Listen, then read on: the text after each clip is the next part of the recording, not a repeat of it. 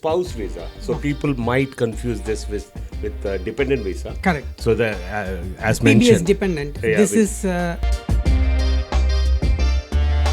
now if you are employed and if you are working for the same employer with a fixed salary, you can just show 6-month pay slips. Another important thing. Now, they have to also prove accommodation requirement that the main spouse.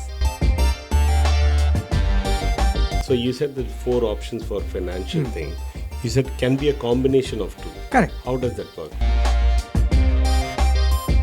They need to also provide the TB test in order to make sure that they do not have TB, because this is very important. You meet everything but you have health conditions. People ask what is the way around for this. Yeah. Is there any way around? The only way around is He was here. He applied for asylum. He's from India. Applied for his asylum, then took the application back and went back to India. Now he has a person who's ready to marry him from here. What will happen to his case? Hi guys, welcome back to another episode of The Hat Man. As we spoke during April, we promised that we'll be coming back with a lot of important topics. episodes and topics. And there's been a lot of people asking us questions either on Instagram or Facebook. And we have collated everything and we think that we have picked up 3 important topics. correct. What are those topics? So first we are going to talk about spouse visa. Yeah. When I say spouse visa, this is for someone who is settled in the UK or British citizen, or someone who is on refugee status or in EU settled status. If they want to bring their spouse either from outside the UK or someone they want to change their visa inside the UK. So this is one topic. The second topic which a lot of people have asked is about a skilled worker visa, that applications are getting delayed. What are the reasons why it is getting delayed? Why are they being chosen for interview? So about skilled worker visa. Third topic is we are going to discuss about the sponsorship license. People want to know whether which business would be eligible for sponsor license, and whether, for instance, like a fuel station or a retail shop, can they still apply for sponsor license? So we will discuss about that. And the fourth topic, if we have time, we will discuss about what are the further news have come about indefinite leave to remain regarding the earned settlement. Nothing major, just bits and pieces. Okay, fine. Alright. So, guys, one important thing is we've been looking at the stats and we see that around more than 60% of you guys are watching our videos without subscribing to us, which means that these days YouTube algorithm looks for people who are subscribed and then it sends you a notification as and when we release a video. So better subscribe so that you will be up to date with all the immigration updates, because we are the only channel who give you right updates at the right time. So please do subscribe. It takes only 1 or 2 minutes, not minutes, maybe 30 seconds of your time. And that will definitely help us grow together, which will give us more information on what to do. And your comments are most welcome.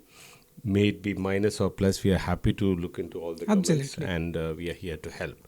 So before I jump into the topic, the main thing is I want to introduce you to Mr. Badri Bala Venkatesh, who's a senior immigration lawyer and a consultant. Correct. And he has more than 6,000 plus happy clients, and he has done level 3 in IAA, which means that he can represent you in a court as long as the court the case is Cases related about to immigration only. Yeah, immigration only. And if you want to speak to him or connect him, you can visit their website www.ufvisas.com, which stands for Universal Fortune Limited Company. Perfect. Yeah, and his number, everything, all the details are there. You can contact them. And for our subscribers, there's one good news, that the initial basic consultation is First free one of will cost. be for free of cost. It's Yeah. free of cost.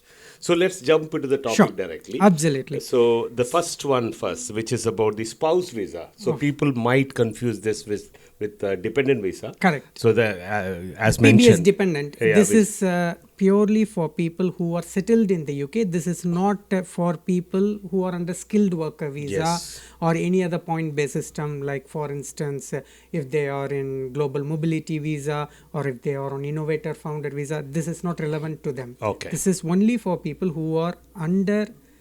The main applicant is on British. Is on settled visa, or he or she is a British citizen, or whether the main applicant is on EUSS or refugee status. It is this rule will only what we are going to talk about. This will only apply for those people Okay. if they are getting married to bring their spouse. Okay, fine. So let's get into the details now. Yes.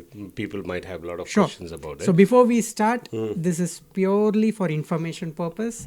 This should not be taken as immigration advice. So if you need an immigration advice, you need to consult with the qualified immigration lawyer or SRA regulated solicitor. Okay, done, Okay. done. Yeah. So now first let's go through requirement one by one.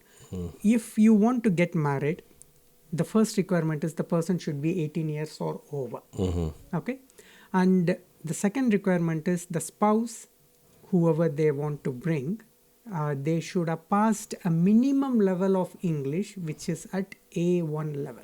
Okay, which means what kind of points? A1 level is with points. It will be so basic. Four or something? No. Below 4? Below 3. Even, I should okay, say. okay. So it is something very, very Basic. basic. Now let's get into the next part, which is relationship requirement. So they should be married. They should provide a marriage certificate, or if they are living together for 2 years, in that case we can prove the relationship is genuine subsisting by providing the cohabitation evidences, okay, such as address proof or for instance like marriage Utility bills? photos, utility bills, quite a lot of things. Okay. So we can do it, but also if they are in civil partnership, we can show the civil partnership certificate. So you sorry to cut you there. So you spoke about cohabitant. So This does is it- for someone who is not married, like Yeah. unmarried partners. which means that marriage certificate doesn't count there. Okay, Correct. got it. Okay, fine. Correct. Fine. The next important thing is the big one, which is financial requirement. Okay. So a few years ago, Home Office increased the financial requirement from 18,600 to 29,000 pounds. So when you say 18,600 to 29,000, is it per annum? Correct. Okay. Per annum, you should Okay. be earning. So as per the current rules, it is 29,000 per annum. So you can kind of prove this in 4 ways, or in the combination of any of these 4. One is employment. Second is self-employment. Third is if you are director of a limited company. Fourth is through cash savings. Now, if you are employed and if you are working for the same employer with a fixed salary, you can just show 6-month pay slips, 6-month bank statement, letter from the employer, employment contract, and your recent P60. Okay. So that will suffice. However, if your salary is fluctuating, your hourly rate fluctuates, or the number of hours you work, it differs. In that case, you need to show 12 months pay slips and all other documents, whichever I said, 12 months bank statement, P60, employment contract, and letter from employer. So overall, that 12 months should be more than 29. Minimum 29,000 or over. Okay. Now, if it is cash savings, Yeah. you need to show at least 88,500 pounds for continuous 6 months. It should have been held in the bank account. Okay. So it cannot go even one day below 88,500. Okay. That is the second thing. Third, if you are showing as self-employed, you have to show your recent financial year. So for self-employed people, it will be between every year, April, like 6th of April to 5th of April.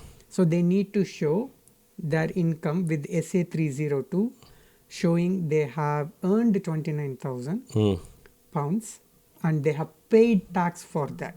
You need to Okay. also prove that. Okay. Now, along with it, there are quite a lot of documents if it is for self-employment or director of limited company. But I'm just only telling you the core documents. If they need more information, they can always contact us. Okay. Coming to the fourth one, director of limited company. For them, the financial year will be different according to their incorporation. For someone, it could be 31st December, someone it could be 31st February. So they have to show the recent financial accounts. Along with that, they need to show that they have claimed dividend of 29,000 per annum. Plus, if they are taking salary, dividend and salary should exceed or meet 29,000 per annum. Okay. So this is the another important thing. Now, they have to also prove accommodation requirement, that the main spouse, the main applicant who are inviting their spouse, they have enough space in their house To to accommodate. accommodate this migrant to come and live with them and settle in the UK. Okay. Before getting into that, so you said the 4 options for financial thing. You said can be a combination of 2. Correct. How does that work? So, for example, if someone is also employed and self-employed, let's say through employment he is earning 18,000, Okay. and he is also doing a self-employment business, and he is making 12,000. That becomes a So combination. he can show the combination for combined 18,000 employment and 12,000 of self-employment. And this works with the savings as Savings as well, Okay. accordingly. There is a table for according to each and how much savings you have, how much salary you have well. to Okay, do. okay, okay. So that 8,000 mark can come down Come based down. on Exactly. The, okay, fine. Okay. So we have spoken about the accommodation requirement. yeah. The next one is TB test. They need to also provide the TB test in order to make sure that they do not have TB, because this is very important. You meet everything, but you have health condition, Then they then can't they cannot, the visa will not be granted. So they need to wait for 6 months before, until the TB test comes clear. Okay. This is a new thing, which is a suitability criteria. Until April 2026, this wasn't that. This is a massive change they brought. New one then, New one. 2026. April to last month they brought this. okay. So what it is, previously, if you are getting married to a British citizen or anyone, whoever I told you earlier, if the spouse who is coming to the UK, if they have overstayed in the UK before, or if there have been any breaches in the immigration rules, it will be disregarded. However, they have added the suitability criteria. Now, anyone who have overstayed in the UK, they have to serve 12 months. Okay. For example, if someone has overstayed and they went back on their own cost, they have to wait 12 months Okay. before they can apply for it. This was not there until April 2026. Okay. This is a new change. So a lot of people, when they overstay here, they kind of find someone, they go back, either they get married here or they go back, get married, they make entry clearance application, they come back immediately. Okay. But now this they have brought this suitability criteria, which can can affect them seriously. So people ask, what is the way around for this? Yeah. Is there any way around? The only way around is if they can prove there are Article 8 elements involved in their application and there are insurmountable obstacle, and if there is a child involved, for instance, they have been overstayer and they got into a relationship and they have a British child, in that case they will be able to use Article 8, and they can always ask Home Office to use discretion and to allow their visa to be approved immediately. Okay. However, if this Article 8 element is not there, then it is very difficult to pursue them to grant immediately. So you need to serve the 12 months ban. But if, for instance, if you have gone on the public funds, like you did not go voluntarily and you have used any of the public fund, then there is a 2-year ban. And left voluntary with public expenses, 2-year ban. Left at public expense and more than 6 months after notice of removal, 5-year ban.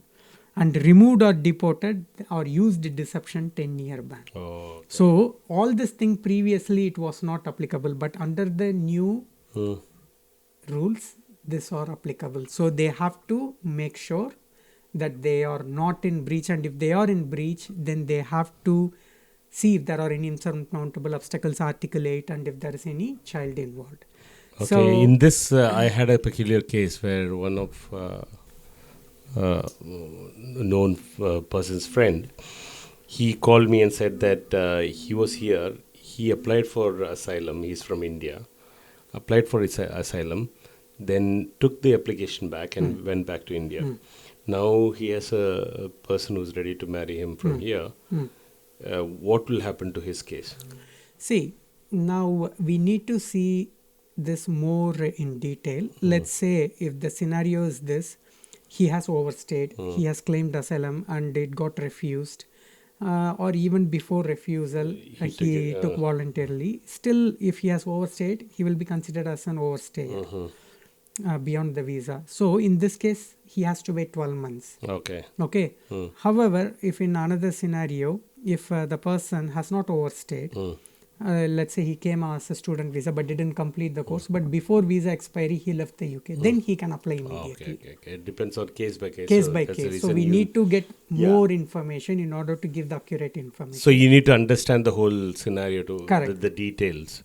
Okay, fine. Anything else to add in So on this particular topic, that's all. this? Okay. So we will cover more information. The next one we are going to talk about is the skilled worker visa. Yeah, okay. Why it is getting delayed, what are the reasons for refusal, how they can avoid. Okay, fine. So for this particular episode, I want to add something extra because you guys know that we've been doing Tamil for last 5 years, and we have done a lot of videos about this particular information, which is spouse visa, and we had more than 10 to 15 difficult queries which came our way, and we have won a lot of cases, like we have got them the visa. Absolutely. And thanks to you for that. Thank you. And I think if you have any queries, you always can get the basic consultation free. For free. And definitely it will help you. Okay, so if you know anyone who's like about to get married, who's looking for an option, please do contact us. Yeah. Thank you. Thank you. See you in the next episode. Bye bye.